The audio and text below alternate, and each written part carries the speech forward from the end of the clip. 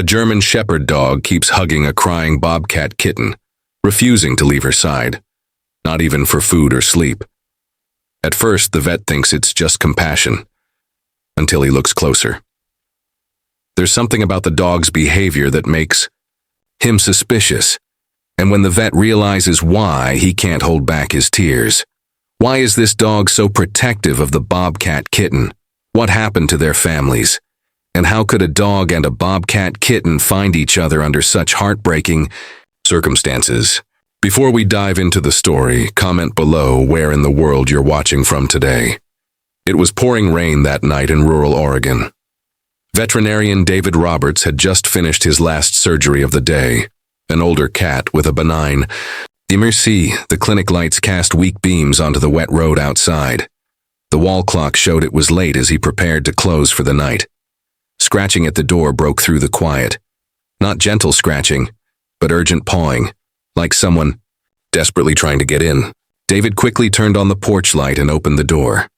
Before him stood Shadow, a German shepherd trembling in the rain. Her fur was soaked, clumped in patches, water pooling beneath her paws.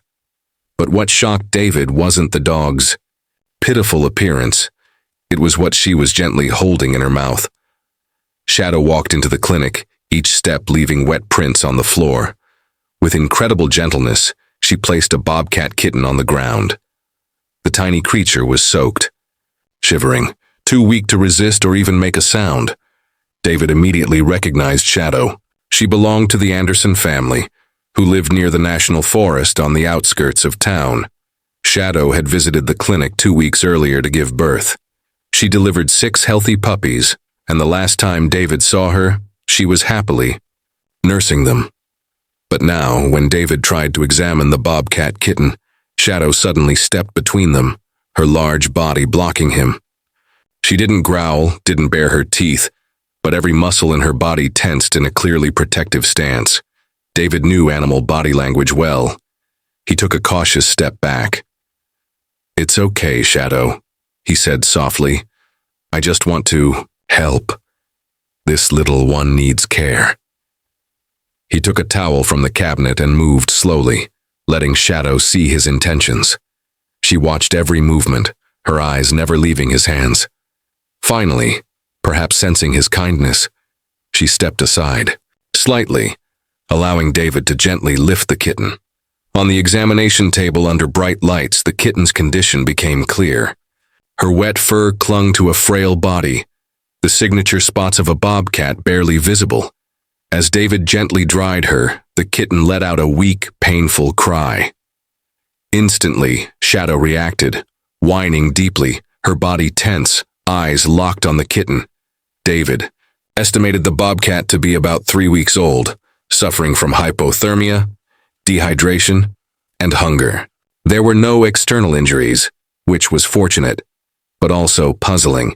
How had such a young wild animal survived alone? He began preparing a special formula for wild kittens, warming the bottle to just the right temperature. But before he could feed her, something unexpected happened.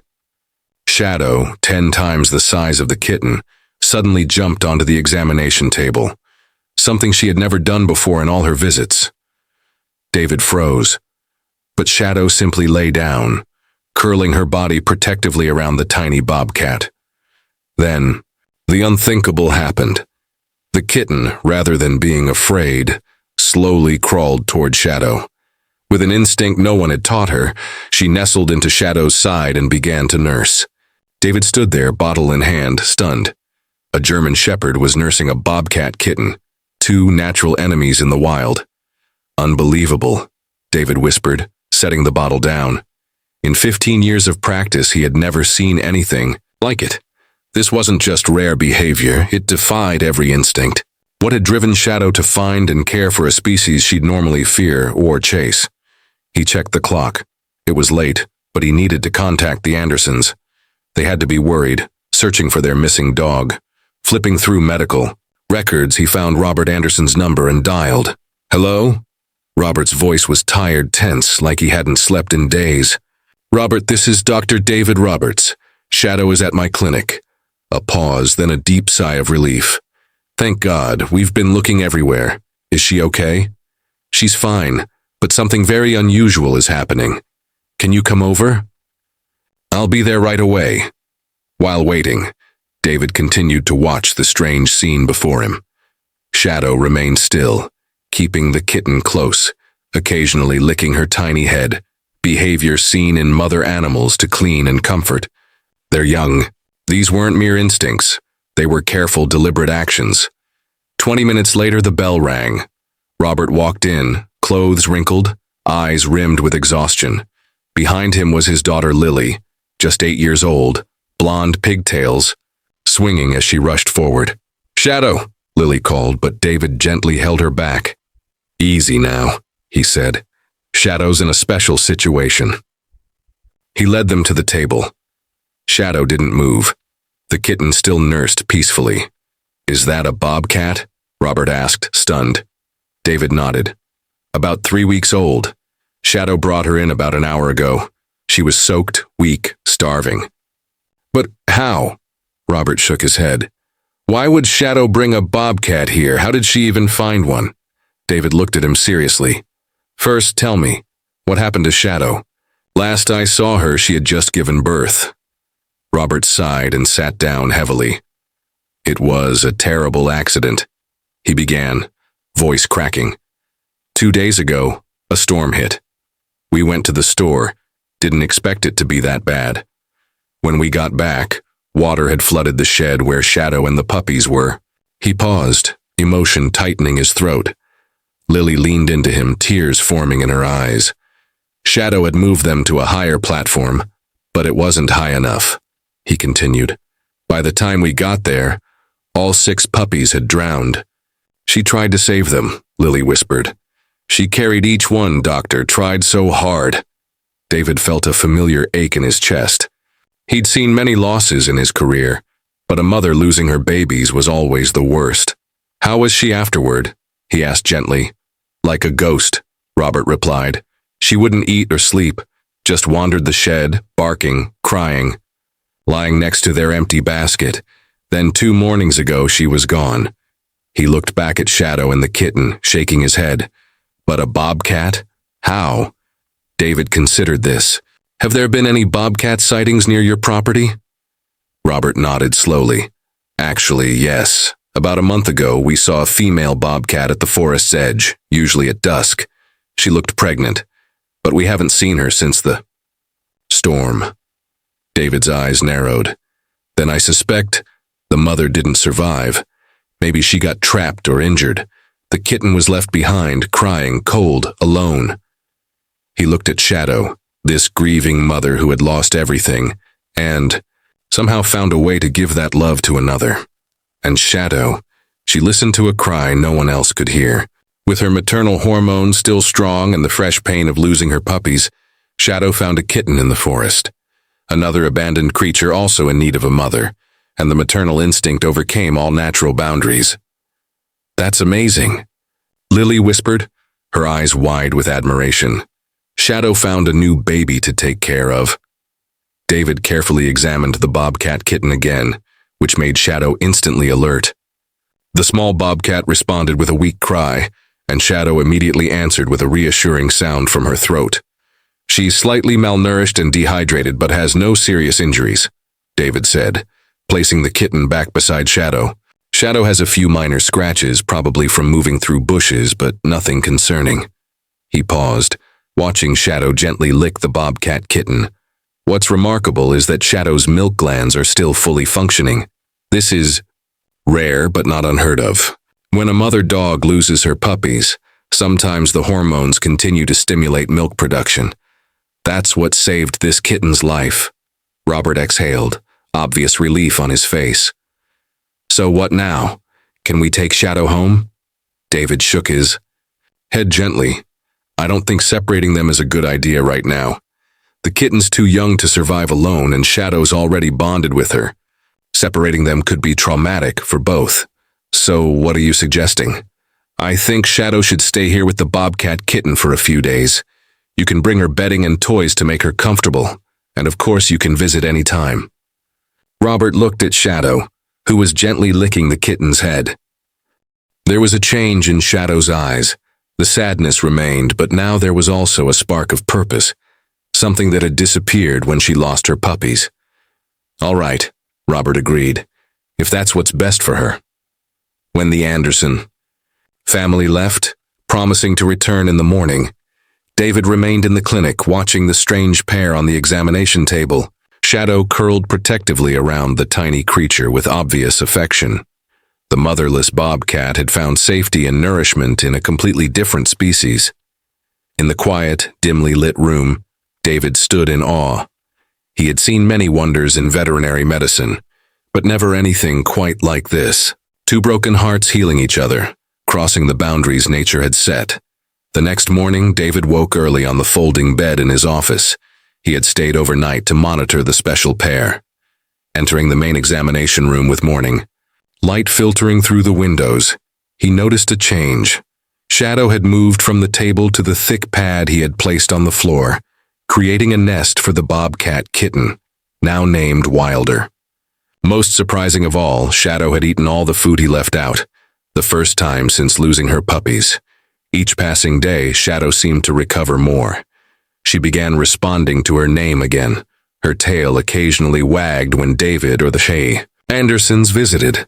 But what stood out was how she cared for Wilder. With endless patience, Shadow taught her the basics a young animal needs. She licked Wilder clean after feeding, stimulated her digestion, and gently nudged her when it was time to relieve herself. She even shielded Wilder from strange noises, teaching the kitten about danger. David documented everything, building a medical record of the healing process for both animals. After a week, he concluded that caring for Wilder had given Shadow a new purpose. Wilder, who wouldn't have survived alone, had found a substitute mother. Robert had renovated an area in their shed, creating a safe space for Shadow and Wilder. It included an indoor area with soft bedding and climbing shelves for Wilder, plus access to a securely fenced outdoor area. This allowed the kitten to practice bobcat skills like climbing, stalking, and pouncing while staying safe. One morning, when Wilder had been with them for about 2 weeks, something unexpected happened. Lily rushed into the clinic, excited and worried, her blonde hair disheveled. "Dr. David, Dad," she called, "there's a mother dog with some puppies behind the school. They're weak and hungry." David grabbed his medical bag and followed Lily to the school. There, under an abandoned awning, was a Labrador mix with 3 small puppies. The mother, a light brown female, was so thin her ribs showed, though she had no serious injuries. As the humans approached, she tried to stand to protect her pups, but was too weak. The puppies were around 3 to 4 weeks old, small and fragile, but alive. They weren't cold or wet. Somehow the mother had found a dry place to shelter them. "How long have they been here?" David asked, kneeling. "We found them yesterday," Lily said. "My friend Emma heard crying. We brought them food from the cafeteria. But today the mother couldn't eat. I was afraid she might." She couldn't finish her sentence. Tears filled her eyes. David gently patted her shoulder. "You did well by telling us. We'll help them now." With Robert's help, they carefully moved the dog family into the car and brought them to the clinic. The mother dog was too weak to resist. Her puppies were too young to understand. David set up a separate area for the new family. He gave the mother fluid injections, checked for parasites, and started her on special food for nursing dogs. "She's severely malnourished but doesn't show signs of disease," he explained. "Probably a stray who's been fending for herself while nursing. That would have drained all her energy." "Can we help her?" Lily asked. "Absolutely," David said, with a reassuring smile. "With food, water, and shelter, she and her puppies should recover well." They named the mother dog Belle, and the puppies, 3 male dogs of different sizes, were named Charlie, Bobby, and Max, the smallest. While caring for the newcomers, a small whine came from Shadow and Wilder's area. Shadow had heard and smelled the new family. David approached carefully, unsure how she would react. Shadow stood alert, ears perked. Wilder, now mobile, hid behind Shadow's legs, also curious. "I'm not sure this is a good idea," Robert said quietly. "She might become overprotective. She's still grieving." David nodded. "We'll be cautious, but reintegrating her with other animals could be good. We can't isolate her forever." After stabilizing Belle and her pups, they tried a controlled introduction. Belle was brought into the treatment room, with a low barrier between her and Shadow. Both could see and smell each other, but not touch. Shadow was cautious at first. So was Belle. The two mother dogs assessed each other carefully. Then something unexpected happened. Max, the smallest pup, wobbled toward the barrier. Wilder, now healthier, also crept up curiously. They nearly touched noses through the gap. Shadow watched closely. Then, instead of growling, she gently lowered her head and sniffed Max. Over the following days, something beautiful unfolded. Shadow gradually accepted Belle and her pups. The two mothers seemed to understand they shared something: protection of vulnerable young. As Belle regained strength, she grew more confident, and Shadow started helping care for Belle's puppies. She showed special interest in Max, licking him gently and lying beside him when Belle rested. A strange little family was forming. Shadow, who had lost her own puppies, Wilder, the orphaned bobcat, Belle, the exhausted stray mother, and Belle's puppies, especially Max. Pain had brought them together, but so had need and love. David documented every moment, knowing this was something extraordinary. "This isn't just instinct," he told Robert one afternoon. "This is emotional intelligence. These animals are choosing to heal and to help each other." Robert nodded. "I've never seen Shadow like this. After her puppies died, I thought she'd never recover. Now look, she's full of life again." While Shadow doted on Max and the other pups, Wilder began showing natural bobcat behaviors. Quick, clever, with sharp instincts. Yet she still sought Shadow for comfort when feeling uncertain. 2 months passed, and Shadow was a different dog. The sadness was gone. Her energy returned. She ran across the outdoor area with her tail wagging whenever someone called her name.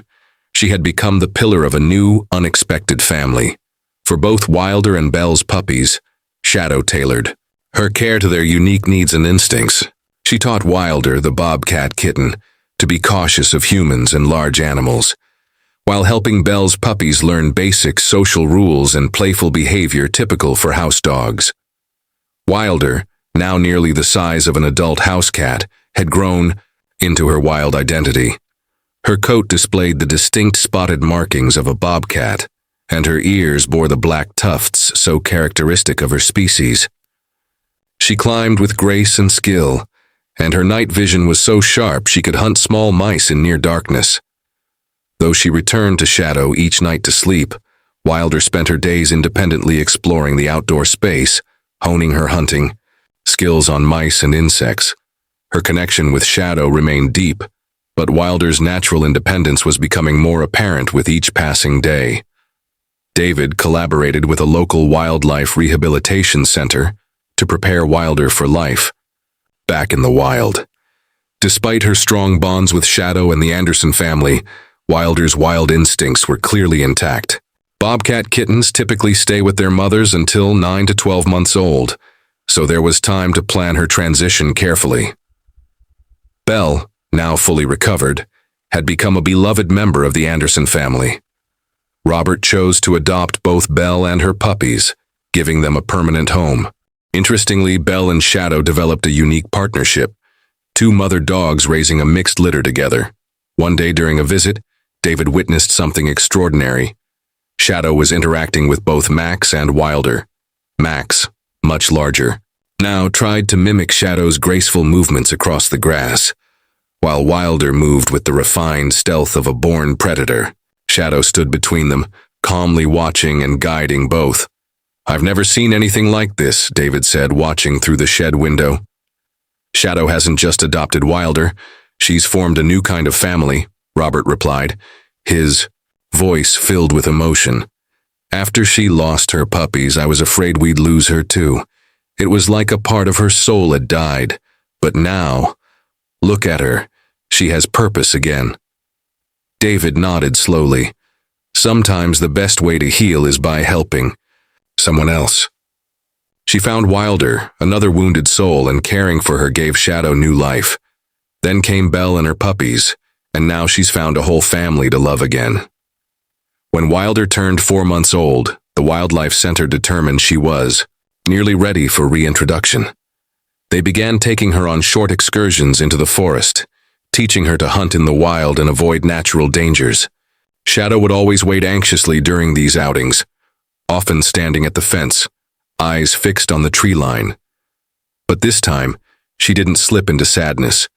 She had Belle, Max, and the others to care for, and her bond with Max had become especially deep. The puppy seemed to fill part of the space Wilder once held in Shadow's heart. When the day came for Wilder's full release, Shadow was allowed to join.